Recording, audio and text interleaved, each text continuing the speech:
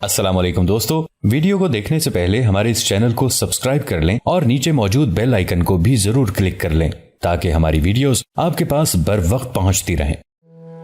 وہ پھوٹ پھوٹ کر رو رہی تھی۔ قاسم اس کے سامنے سر جھکائے خاموش کھڑا تھا۔ اس نے پہلی بار سر اٹھایا۔ اس کی آنکھوں میں بھی ننھی ننھی بوندیں چمک رہی تھیں اور وہ حسرت کی نگاہ بریٹا کے چہرے پر ڈال کر بریٹا سے مخاطب ہوا۔ میں نے تمہیں کوئی دھوکہ نہیں دیا بہن بریٹا، میں اب بھی تمہارا بھائی ہوں۔ ڈیمونان کے ساتھ میرا کچھ پرانا حساب کتاب تھا۔ وہ میرے باپ اور بھابھی کا قاتل ہی نہیں تھا، ادرونام میں 20 سال تک ابو جعفر بن کر رہ رہا تھا اور سینکڑوں بے گناہ مسلمانوں کا قاتل تھا۔ اس نے کلیسا کی پرانی خدمتگار مارتھا بیگم کو اپنے ہاتھوں سے قتل کیا اور مارسی کو اغوا کر کے لے گیا۔ لیکن یہ باتیں اگر میں تمہیں پہلے بتا دیتا تو بات نہ بنتی۔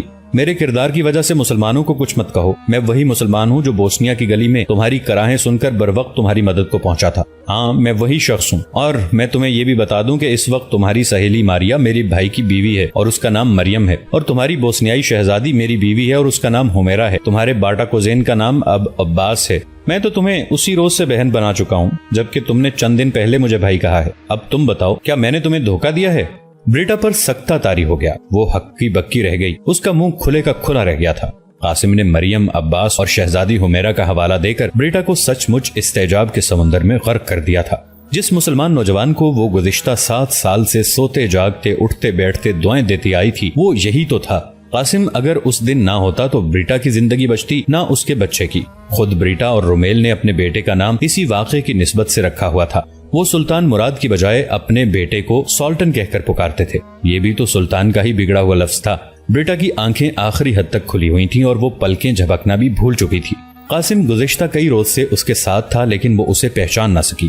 وہ اسے پہچاندی بھی کیسے؟ زچگی کے وقت اس نے قاسم کو دیکھا تو نہیں تھا۔ وہ تو صرف یہ جانتی تھی کہ ایک مسلمان نوجوان نے مشکل کے وقت میں اس کی مدد کی تھی۔ کمرے سے باہر کھٹکا سنائی دیا۔ یکلخت قاسم اور بریٹا دونوں اچھل پڑے۔ یہ کون ہو سکتا تھا؟ قاسم نے پھرتی سے اپنی شمشیر بے نیام کر لی لیکن بریٹا اندازہ لگا چکی تھی۔ قاسم نے برہنہ شمشیر لیے باہر نکلنا چاہا تو بریٹا نے اس کا دامن تھام لیا۔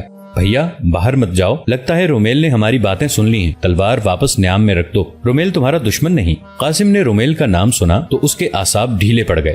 بریٹا نے پھر اس سے کہا، بھیا مجھے معاف کر دو، تم نے پہلے روز ہی مجھے بتا دیا ہوتا۔ میں تو پچھلے 7 سال سے اٹھتے بیٹھتے تمہارے لیے دعائیں کرتی آئی ہوں۔ تم ملے بھی تو ان حالات میں۔ آج اگر میں نے کچھ کر دیا ہوتا تو میں حشر کے روز تمہیں کیا منہ دکھاتی؟ لیکن اس سے پہلے کہ قاسم کوئی جواب دیتا، رومیل آندھی اور طوفان کی طرح کمرے میں داخل ہوا۔ اس کے ہاتھ میں ننگی تلوار تھی اور چہرہ غیظ و غضب سے انگارے کی طرح دہک رہا تھا۔ وہ کمرے میں داخل ہوا اور گرجدار آواز میں بولا، دغاباز مہمان، میں تمہیں قتل کرنے کے لیے نہیں آیا، میں تمہیں صرف یہ کہنے کے لیے آیا ہوں کہ تم الصبح قسطنطنیہ سے نکل جاؤ۔ ہم نے تمہارے احسان کا جتنا بدلہ دینا اس سے کئی گنا زیادہ تم ہم سے وصول کر چکے ہو۔ پھر بھی میں اپنی بیوی اور بیٹے کے صدقے تمہاری جان بخشی کرتا ہوں۔ ہاں، اگر سورج نکلنے کے بعد مجھے تم قسطنطنیہ میں دکھائی دیے تو میں سارے شہر کی پولیس تمہارے پیچھے لگا دوں گا اور تمہاری جان لے کر رہوں گا۔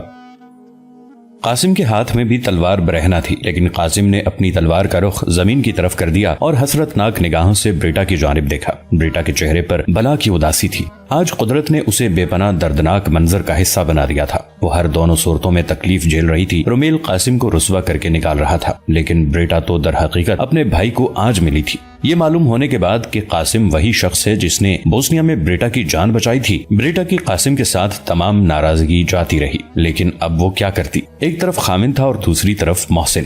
بریٹا نے انتہائی عاجزانہ انداز میں اپنے خامند کی جانب دیکھا اور دوڑ کر اس کے قدموں میں بیٹھ گئی۔ رومیل، خدا کے لیے قاسم کو کچھ مت کہنا، یہ چلا جائے گا، میں وعدہ کرتی ہوں یہ چلا جائے گا۔ لیکن اس سے پہلے کہ وہ بات مکمل کرتی، قاسم بول اٹھا، آپ لوگ پریشان نہ ہوں، میں چلا جاتا ہوں، میں صبح کا انتظار بھی نہیں کرتا، میں ابھی جاتا ہوں۔ لیکن جاتے ہوئے میں اتنا ضرور کہوں گا کہ میں نے آپ لوگوں کو کوئی دھوکہ نہیں دیا، میرا مقصد عظیم ہے، آپ کو بہت جلد نظر آ جائے گا، میں آپ کو ہمیشہ یاد رکھوں گا، اور اگر قسطنطنیہ میں ہم فاتح بن کر آئے تو میں سب سے پہلے آپ سے ملنے آؤں گا۔ قاسم کے لیے اب یہاں سے چلا جانا ہی بہتر تھا کیونکہ ابھی تو رومیل اسے جانے کی اجازت دے رہا تھا، لیکن صبح جب رومیل کو ڈیمونان اور راہباؤں کے قتل کی خبر ملے گی تو ہو سکتا ہے اس وقت وہ قاسم کو جانے کی مہلت بھی نہ دیتا۔ قاسم کو یہ تسلی تھی کہ رومیل ڈیمونان کی قتل کی خبر سن کر بھی اس کا راز فاش نہیں کرے گا کیونکہ اس طرح رومیل خود پھنستا تھا۔ شہنشاہ یقیناً اسے قتل کرا دے گا کیونکہ اس نے سلطان کے ایک خطرناک جاسوس کو اپنے گھر میں پناہ دے کر سنگین جرم کیا تھا۔ قاسم کو یقین تھا کہ رومیل اس واقعے کو ہمیشہ خفیہ رکھنے کی کوشش کرے گا، چنانچہ قاسم نے اپنا سامان اٹھایا اور رومیل کے استبل سے اپنا گھوڑا لے کر رات کی تاریکی میں روانہ ہونے لگا۔ بریٹا اور رومیل اسے درد بھری نظروں سے دیکھتے رہے۔ ہائے، مذہب کتنی بڑی دیوار بن گیا۔ دونوں طرف کے انسان ایک دوسرے کو چاہتے تھے، لیکن مذہب کی سیسا پلائی ہوئی دیواریں ان کے درمیان حائل ہو گئیں۔ بریٹا سے قاسم کی روانگی کا منظر دیکھا نہ گیا اور وہ ہچکیاں لیتی ہوئی کمرے کی جانب دوڑ گئی۔ قاسم نے رومیل پر آخری نگاہ ڈالی اور دروازے سے نکل گیا۔ اگلی صبح ڈیمونان کے قتل کی خبر پر لگا کر اڑی اور آنن فانن پورے شہر میں پھیل گئی۔ آج صبح ہی سے ہر طرف یہ باتیں ہو رہی تھیں کہ رومن کیتھولک چرچ کے جاسوسوں نے آیا صوفیہ کے بطریق اعظم ثانی کو وحشیانہ انداز میں قتل کر دیا ہے۔ بطریق اعظم ثانی کے ہمراہ چرچ کی 2 راہبائیں اور ایک کوچوان بھی مارا گیا۔ شہر کے چھوٹے چھوٹے کلیساؤں کے پادریوں نے لوگوں کو مشتعل کرنے میں دیر نہ لگائی اور دوپہر کے وقت یونانی کلیسا کے 95% پادری ہزاروں لوگوں کو لیے قصر شاہی کے سامنے موجود تھے۔ شہنشاہ کا محافظ دستہ لوگوں کو محل کے قریب آنے سے روک رہا تھا۔ لوگ پورے جذبے کے ساتھ رومن کیتھولک چرچ کے خلاف نعرے لگا رہے تھے اور پاپائے روم کو گالیاں دے رہے تھے۔ آج قسطنطنیہ میں موجود رومن کیتھولک چرچ کے تمام پادری اور راہب جو حال ہی میں شہنشاہ کی دعوت پر قسطنطنیہ وارد ہوئے تھے، لوگوں کے غیظ و غضب سے چھپتے پھر رہے تھے۔ روما کے پوپ کا خصوصی نمائندہ کارڈینل ایسیڈور خود اپنی جان بچانے کے لیے شہنشاہ کے پاس بیٹھا تھا۔ شہر کی پولیس ہنگاموں پر قابو پانے کی کوشش کر رہی تھی، لیکن جذبات کا طوفان تھمنے کو نہ آتا تھا۔ وزیر اعظم نے شہنشاہ کو مشورہ دیا کہ روما کے پادریوں کو فی الفور واپس بھیج دیا جائے، لیکن قسطنطین ایسا نہیں کرنا چاہتا تھا۔ قسطنطین دونوں کلیساؤں کی صلح چاہتا تھا۔ وہ چند دن بعد آیا صوفیہ میں دونوں کلیساؤں کی صلح کروانے والا تھا اور ایک اجلاس بھی کرنے والا تھا جس کی صدارت کارڈینل ایسیڈور کر رہا تھا۔ اب شہنشاہ کو اپنی تمام کوششیں ضائع ہوتی دکھائی دیں۔ بالآخر شہنشاہ مجبور ہو کر سپہر کے قریب خود لوگوں کے سامنے آیا اور اس نے اپنے محل کی بالکونی میں کھڑے ہو کر بآواز بلند لوگوں کو مخاطب کیا۔ قسطنطنیہ کے عوام، میری بات غور سے سنو۔ میں کہتا ہوں یہ سب کچھ جو ہوا یہ عثمانیوں کی سازش تھی۔ اسی قسم کے مضمون پر مشتمل ایک طویل تقریر کر کے شہنشاہ نے لوگوں کو گھروں میں واپس بھیج دیا، لیکن حقیقت یہ تھی کہ شہنشاہ کی تقریر سے بہت کم لوگ مطمئن ہوئے تھے۔ بریٹا اور رومیل ڈیمونان کے قتل کی خبر سن کر سکتے میں آ گئے اور دونوں بے بسی کے عالم میں ایک دوسرے کا چہرہ تکنے لگے۔ رومیل کو مذہب سے کچھ زیادہ دلچسپی نہیں تھی، یہی وجہ تھی کہ اس نے ڈیمونان کے قتل کو اتنا زیادہ محسوس نہیں کیا، لیکن بریٹا کو تو جیسے چپ لگ گئی۔ ایک طرف مذہب تھا، دوسری طرف جذبات۔ رومیل کے دل میں البتہ اتنا خدشہ ضرور تھا کہ قتل کی تفتیش کا رخ اگر ان کے گھر کی طرف مڑایا تو وہ کیا جواب دے گا، کیونکہ آیا صوفیہ کی سفید بگی اس کے گھر کے سامنے تقریباً نصف گھنٹہ کھڑی رہی تھی، لیکن یہ شاید حسن اتفاق تھا کہ تفتیش کا رخ رومیل کے گھر کی جانب نہ مڑا۔ خود آیا صوفیہ کے بطریق اعظم نے یہ کہہ دیا کہ ڈیمونان آخری وقت کسی پادری کی دعوت پر گیا تھا۔ بطریق اعظم یہ نہ بتا سکا کہ ڈیمونان کس پادری کی دعوت پر گیا تھا۔ قاسم کی منصوبہ بندی ہی ایسی تھی کہ ڈیمونان کے قتل کا سراغ نہ لگایا جا سکا۔ قسطنطنیہ کی خفیہ پولیس نے اپنا ایڑی چوٹی کا زور لگا لیا تھا، لیکن انہیں قاتل کا سراغ نہیں مل سکا تھا۔ حتیٰ کہ کئی روز گزر گئے اور کلیساؤں کی مجلس کا دن بھی سر پر آ گیا۔ کلیساؤں کی مجلس سے صرف 3 دن پہلے قاسم ایک بار پھر آیا صوفیہ کے سامنے نمودار ہوا۔ اس دوران وہ ایک سرائے میں مقیم رہا تھا اور اس نے اپنے کام کو بدستور جاری رکھا تھا۔ ان دنوں میں وہ قسطنطنیہ میں مقیم بعض مسلمان تاجروں کے ساتھ روابط پیدا کرنے کی کوشش کرتا رہا تھا۔ اس نے کچھ خفیہ سرگرمیاں بھی سر انجام دی تھیں جن کا نتیجہ بہت جلد سامنے آنے والا تھا۔ اس کا سامان ابھی تک سرائے میں ہی رکھا تھا۔ آج قاسم نے آیا صوفیہ میں داخل ہونے کی نیت سے ادھر کا رخ کیا تھا۔ آج وہ گھوڑے پر سوار ہو کر بھی نہیں آیا تھا، لیکن ایک عجیب بات تھی۔ ایک بار پھر قاسم نے اپنی گردن میں پادریوں والی سلیب لٹکا رکھی تھی، اور زیادہ عجیب بات یہ تھی کہ اس مرتبہ یہ سلیب رومن کیتھولک چرچ کی نہیں تھی بلکہ آیا صوفیہ کے یونانی کلیسا کی ہی تھی۔ قاسم صاف ستھرے اور سادہ لباس میں چلا جا رہا تھا اور اس کے سر پر کلغی والے نیلے رنگ کی قیمتی ٹوپی بھی رکھی تھی۔ قاسم چرچ کے سامنے موجود خوبصورت باغ میں سے گزرتا ہوا چرچ کے مرکزی دروازے پر پہنچا۔ دروازے کے دونوں طرف 2 پتھر نصب تھے جہاں باوردی پہرے دار لمبے لمبے نیزے لیے کھڑے تھے۔ پچھلے 1000 سال سے انہی پتھروں پر آیا صوفیہ کے پہرے دار کھڑے رہا کرتے تھے۔ یہی وجہ تھی کہ دونوں پتھروں پر 2 گڑے پڑ چکے تھے جو دراصل پہرے داروں کے قدموں کے نشانات تھے۔ قاسم بڑی لاپرواہی سے چلتا ہوا چرچ میں داخل ہو گیا۔ اس کے سامنے سب سے پہلے ایک وسیع و عریض ہال تھا جو تقریباً مربع شکل میں تھا اور جس کی وسعت شمالاً جنوباً 23 فٹ تھی۔ بیچ کے گنبد کا قطر 107 فٹ اور چھت کی اونچائی 185 فٹ تھی۔ پوری عمارت میں 170 دیو ہیکل ستون تھے۔ اپنے سر پر اس قدر اونچی چھت دے کر قاسم کے دل پر چرچ کا رعب طاری ہونے لگا۔ چاروں طرف کی دیواروں میں غلام گردشیں اور محراب بنے ہوئے تھے۔ قاسم کے سامنے ہال کے 170 ستون ابو الہول کے مجسموں کی مانند کھڑے تھے۔ چرچ میں عبادت کرنے والوں کے لیے قیمتی کرسیاں بچھی تھیں جن کا رخ مشرق کی جانب تھا۔ کرسیاں دونوں طرف بچھی تھیں اور درمیان میں ایک دبیز قالین بچھا کر چلنے کے لیے روش بنائی گئی تھی۔ قاسم اس روش پر چلنے لگا۔ اس ہال کے علاوہ آیا صوفیہ کی عمارت دور دور تک پھیلی ہوئی تھی۔ ہال کے چاروں طرف اعلیٰ قسم کے سنگ مرمر سے بنی راہداریاں تھیں جن میں بشپس، پادریوں اور راہبوں کے کمرے اور دفاتر تھے۔ ان کمروں کی دوسری منزل پر چرچ کے بڑے عہدیدار مقیم تھے اور بطریق اعظم ثانی کا خاص کمرہ بھی یہیں تھا۔ چرچ کی تمام راہباؤں کے کمرے بھی دوسری منزل پر تھے۔ یہ راہبائیں نن یا سسٹر کہلاتی تھی۔ ان کا لباس سفید تھا، ان کے قمیضوں کے کالر سرخ ہوا کرتے تھے۔ جو لڑکی راہبہ بن جاتی وہ عمر بھر دنیاوی آلائشوں سے بظاہر دور رہتی، لیکن کون جانتا تھا کہ سفید لباسوں میں ملبوس یہ ننیں کب چرچ کے تاریک کمروں میں اپنے لباس سرخ کر لیتی ہیں۔ قاسم روش پر چلتا ہوا اگلی نشستوں پر جا بیٹھا۔ اس کے سامنے حضرت عیسیٰ علیہ السلام اور حضرت مریم علیہ السلام کے فرضی مجسمے نصب تھے۔ یونانی کلیساؤں میں مسیح کے مجسموں کو نصب کیا جاتا تھا۔ قاسم بظاہر عبادت میں مشغول ہو گیا۔ وہ دیر تک ایک ہی حالت میں آنکھیں بند کیے اور سر جھکائے بیٹھا رہا۔ وہ بظاہر مناجات پڑھ رہا تھا، لیکن در حقیقت وہ مارسی کے بارے میں سوچ رہا تھا۔ مارسی اسی چرچ میں راہبہ تھی۔ وہ جب سے چرچ میں داخل ہوا تھا اس کے خون کی گردش میں تبدیلی آ چکی تھی۔ نہ جانے کس قدم پر مارسی سامنے آ جائے۔ وہ 1 گھنٹے تک سر جھکا کر اسی طرح بیٹھا رہا۔ وہ ابھی اور بھی بیٹھنا چاہتا تھا کہ اچانک اسے اپنے بائیں شانے پر کسی کے ہاتھ کا نرم دباؤ محسوس ہوا۔ قاسم کے تن بدن میں سردی کی لہر دوڑ گئی۔ اسے اپنی ریڑھ کی ہڈی سنسناتی ہوئی محسوس ہوئی۔ اگلے لمحے قاسم نے آنکھیں کھول دی۔ یہ ایک بوڑھے فادر کا ہاتھ تھا جس کے چہرے پر باپ جیسی شفقت اور آنکھوں میں ماں جیسی محبت تھی۔ یہ آیا صوفیہ کا ایک پرانا پادری تھا۔ قاسم کو اپنا باپ حشام یاد آ گیا اور قاسم نے اپنے دل میں بوڑھے پادری کے لیے پرخلوص جذبات محسوس کیے۔ قاسم مسکرا دیا، بوڑھا پادری بھی مسکرا دیا۔ مجھے فادر بروس کہتے ہیں، میری عمر 70 سال ہے، آپ شاید مہمان ہیں، کہاں سے تشریف لائے ہیں؟ بوڑھے پادری نے انتہائی شفیق لہجے میں قاسم سے کہا تو قاسم عاجزی سے مسکرا دیا اور بولا، معزز فادر، میں تھریس کے چرچ سے آیا ہوں، خداوند یسوع مسیح کے خادموں میں شامل ہوں اور اپنے مرکز کی بقا کے لیے دعا گو ہوں۔ تھریس کا چرچ، وہ جس کا بشپ لیمارک ہے؟ قاسم نے فوراً جواب دیا، جی ہاں، معزز لیمارک کی خصوصی اجازت سے قسطنطنیہ کا سفر کیا ہے میں نے۔ انہوں نے مجھے روانہ کرنے سے پہلے بطریق اعظم کے نام ایک پیغام بھی دیا ہے۔ تھریس کا کلیسا عثمانی عملداری میں تھا، حکومت سلطان کی تھی، لیکن تھریس کی عملداری زیادہ تر عیسائی تھی۔ قاسم نے تھریس کا نام اس لیے لیا تھا کیونکہ وہ اچھی طرح سے جانتا تھا کہ تھریس کی کلیسا میں تعینات بشپ لیمارک کے ساتھ ڈیمونان کے براہ راست تعلقات تھے۔ قاسم نے لیمارک کی طرف سے خط بھی خود ہی لکھا تھا۔ قاسم کی بات سن کر بوڑھا فادر بروس بہت خوش ہوا اور قاسم کو اٹھ کر اپنے ساتھ بغلگیر ہونے کے لیے کہا۔ کچھ دیر بعد بوڑھا بروس قاسم کو لیے بطریق اعظم کے کمرے کی جانب جا رہا تھا۔ بطریق اعظم کی رہائش گاہ دیکھ کر قاسم دنگ رہ گیا۔ یہ کسی بادشاہ کی خوابگاہ سے کم نہیں تھی۔ کمرے کے دروازے پر باوردی دربان مستعد کھڑے تھے۔ بطریق اعظم کا کمرہ در حقیقت ایک بڑا ہال تھا جس میں ایک دبیز ایرانی قالین بچا تھا اور اطلس و کمخاب کے بھاری بھرکم پردوں کے ذریعے اس کمرے کو مختلف حصوں میں تقسیم کر دیا گیا تھا۔ چھت کے درمیان میں ایک سنہری فانوس لٹک رہا تھا جس میں قیمتی یاقوت جڑے ہوئے تھے۔ پردوں کے آگے پیچھے بطریق اعظم کی خاص خادمائیں اپنے اپنے کاموں میں مصروف تھیں۔ ایک حسین خادمہ جس نے ننوں کا لباس پہن رکھا تھا بوڑھے بروس اور قاسم کو لے کر بطریق اعظم کے کمرہ ملاقات میں پہنچی۔ وہ بروس اور قاسم کو منقش دروازے کے سامنے چھوڑ کر واپس چلی گئی۔ بروس نے دروازے کو دھکیلا اور اندر داخل ہو گیا۔ کمرے کی مغربی دیوار کے ساتھ ایک خوبصورت تخت بچھا تھا جس کے دائیں بائیں بطریق اعظم کی حسین خادمائیں کھڑی تھیں اور تخت پر بوڑھا بطریق اعظم کھدر کا انتہائی سادہ لباس پہنے جلوہ افروز تھا۔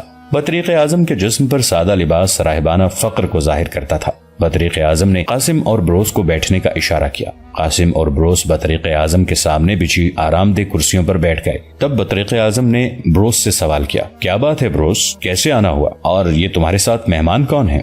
بوڑھا بطریق اعظم بھی بروس کا ہم عمر تھا۔ اس نے سوال کیا تو بروس بولا، آسمانی باپ، یہ نوجوان بشپ لیمارک کے چرچ سے آیا ہے۔ اس کا نام فادر ایروان ہے اور یہ آپ کے نام بشپ لیمارک کا خط بھی لایا ہے۔ بطریق اعظم نے کسی قدر چونک کر قاسم کی جانب دیکھا اور قدرے سخت لہجے میں کہا، بشپ لیمارک کا خط؟ کہاں ہے وہ خط؟ بطریق اعظم جانتا تھا کہ بشپ لیمارک بطریق اعظم ثانی ڈیمونان کو خط لکھا کرتا تھا، لیکن بدقسمتی سے بوڑھے بطریق اعظم نے خود کبھی لیمارک کی تحریر نہیں دیکھی تھی۔ دراصل غیر ملکی جاسوسوں کے ساتھ تمام تر رابطہ ڈیمونان خود رکھتا تھا۔ بطریق اعظم اگرچہ اسلامی دشمنی اور مکاری میں ڈیمونان سے 2 ہاتھ آگے تھا، لیکن عثمانی سلطنت کے زیر سایہ چلنے والے تمام چرچ ڈیمونان ہی سنبھالتا تھا۔ یہی وجہ تھی کہ لیمارک کا خط دیکھ کر وہ کسی قدر پریشان ہوا اور وہ سوچنے لگا کہ اب تو باقی تمام علاقوں سے آنے والے پیغامات اور جاسوسوں کے ساتھ بھی اسے ہی ملنا پڑے گا، کیونکہ ڈیمونان تو مر چکا تھا۔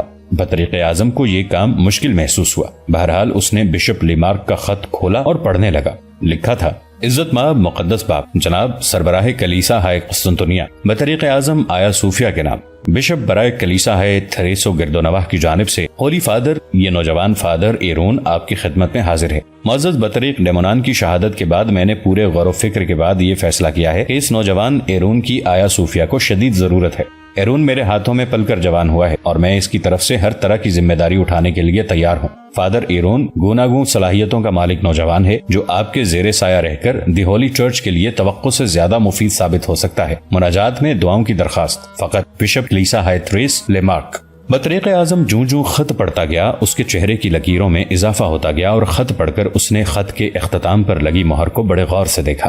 یہ مہر چند دن پہلے قاسم نے قسطنطنیہ کے ایک سادہ لوح زرگر کو بھاری رقم دے کر بنوائی تھی۔ مہر دیکھ کر بطریق اعظم کے چہرے پر کسی قدر اطمینان کی جھلک نظر آئی، لیکن اس کی پوری تسلی نہ ہوئی۔ اس نے اپنی چھوٹی چھوٹی آنکھوں کو قاسم کی آنکھوں میں پیوست کرتے ہوئے پوچھا، دیکھو نوجوان، آج کل قسطنطنیہ میں پرانے شناساؤں کو بھی شک کی نظر سے دیکھا جا رہا ہے۔ ہم صرف لیمارک کا خط دیکھ کر تمہاری بات کا یقین نہیں کر سکتے۔ تمہارے پاس کیا ثبوت ہے کہ تم تھریس کے کلیسا سے آئے ہو؟